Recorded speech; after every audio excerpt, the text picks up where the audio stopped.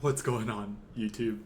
It's Splash. I'm gonna be doing recap videos for the finals because I think that's something fun and exciting to do, and because I'm a Pacers fan. So I'm gonna be doing recap videos, and I just finished watching Game One. So I have a couple of notes that I took, and a couple of things that I want to talk about. But I think realistically, the only thing that I can say in this moment is, holy shit, Tyrese Haliburton. He did it again. He did it again with, I think it was like 7 seconds, maybe less, left in the game. It's like he hits the shot. It wasn't a three. He hits a two-pointer just inside the arc, and he had been quiet all game. Wasn't having a bad game, but he had been quiet all game, and in the final seconds, he hits that shot. I am simply, I don't know what to say.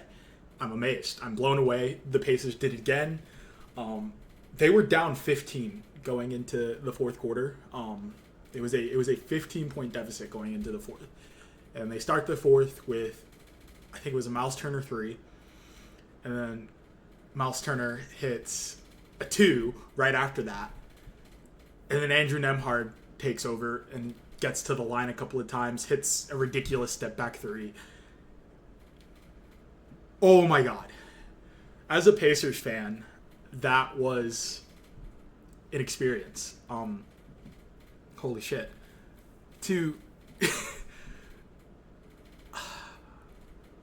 Now to get into the game as a whole. Starting in like the fourth quarter, the Pacers came out flat. I can't even say the Pacers came out flat. I think the Thunder just came out with ridiculous defense. Lou Dort and Alex Caruso were an absolute problem. Their hands were everywhere. They were getting in the passing lanes. You couldn't bounce pass into the paint.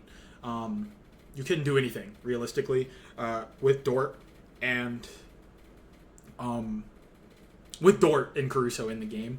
But also the Pacers started out really slow. They missed their first 5 shots. They didn't hit their first 5 shots in the game, and it let the Thunder get like an early lead, which was quickly kind of shut down. The Pacers came back pretty quickly after that early Thunder lead, but the Thunder were ridiculous defensively. They were not letting the Pacers get paint touches in that first quarter, and they weren't letting the Pacers pass the ball in that first quarter. I think by the end of the first quarter, the Pacers had 8 turnovers. 8 turnovers in the first quarter alone when they averaged 12 a game. So the Pacers they couldn't do anything against the Thunder, basically. A couple of things just in terms of early offense. Pascal Siakam was key in that first quarter in terms of getting any points on the board. He was really big in punishing mismatches, especially Case and Wallace. I lost my train of thought, but he was really big on helping in terms of like getting points on the board in terms of mismatches. Punishing Case and Wallace, really, really good on that. Pacers sucked at rebounding the ball in that first quarter too. The Thunder were winning the possession battle by far in this first quarter. The Pacers really could not compete with them. So that was another reason as to why the Thunder had an early lead. I think the Thunder had the lead for all of the game until the fourth quarter. Until I think that final shot, actually. I think the Pacers may have had like one early game lead, but that final they didn't get the lead back until that final shot. Transition. Pacers couldn't get anything in transition this game, period. There were not very many made baskets off of transition, which was a massive contrast to the Knicks series. The Thunder did an excellent job kind of getting back, not allowing the Pacers anything in transition. So that was really, really good on the Pacers' part. But also the Pacers' transition defense. The Pacers were not letting the Thunder get anything off of transition either. The Thunder had 19 turnovers at the half, but they only had around 9 points off of all of those turnovers. And most of these turnovers were live ball turnovers. Steals, getting in the passing lanes. So the fact that the Pacers only now allowed 9 points off of those turnovers, massive. Huge. What else? Defensively. Well, I can't even say defensively. But in terms of defense for the Thunder, they had a couple of different looks. To kind of start the first, they were switching everything, switching 1 through 5. They started with, I think it was Wallace on Haliburton, and then they would switch with Dort on Haliburton throughout the game. So it was always either Wallace or Dort on Hallie. Hallie was specifically looking for the Shea switches in terms of offense. He wanted to get Shea on his switches so that he could create offensively, which is nuts to say because Shea is still a really good defender, but Haliburton wanted Shea on those switches defensively. Either Shea or Chet, but they weren't getting many Chet switches. What else?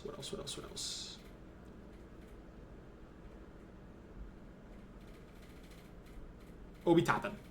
Obi Toppin was rough early game, had a lot of turnovers, but he hit so many threes, and the Thunder just kept leaving him. And I think the threes that Obi Toppin hit are also really massive for this game because I don't think it's possible for the Pacers to come back without Obi hitting these shots, right? Like I said, early in the first half, Caruso and Dort were the game changers. Caruso was hitting crazy shots. Dort was 5 of 7 from 3 in the first half. Maybe not in the first half, but he was 5 of 7 from 3 at one point. Dort was shooting the ball ridiculously well after shooting 30% in the playoffs overall. Overall, it's a story of OKC's defense being suffocating. Early in the second, they came out with a 3-2 zone, that TJ McConnell absolutely dissected.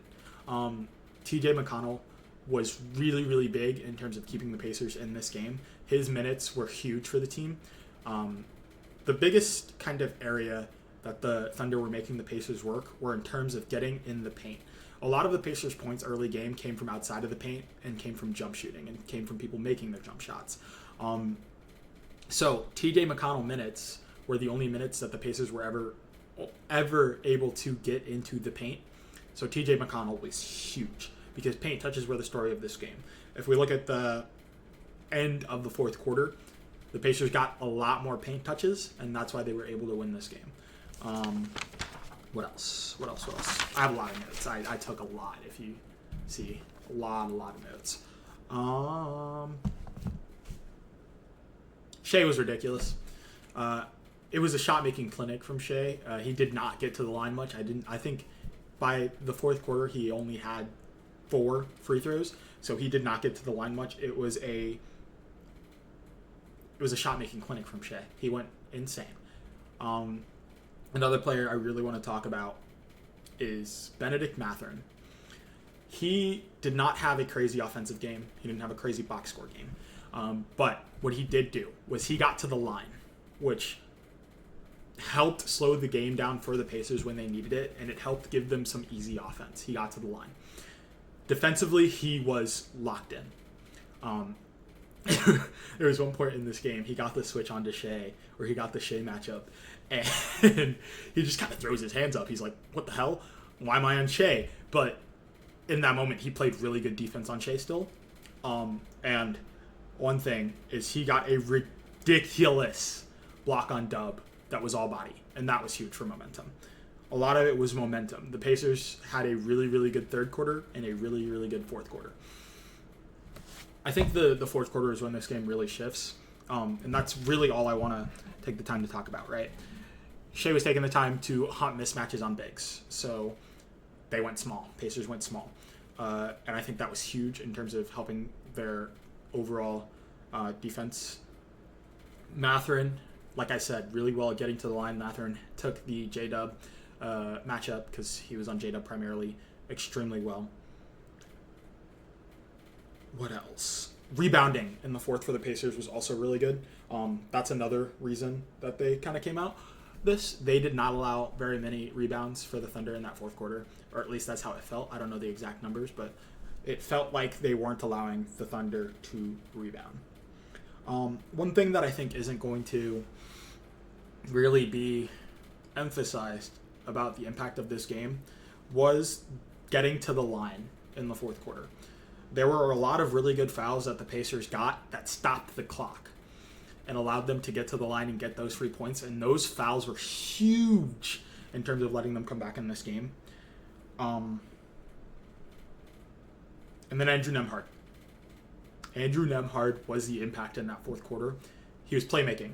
The two-man game with him and Miles Turner, like I said, at the start of the fourth, Miles was ridiculous. Andrew Nembhard was the difference in that fourth quarter. He was getting to the paint. He was getting to the line. He was hitting fucking ridiculous step-back threes.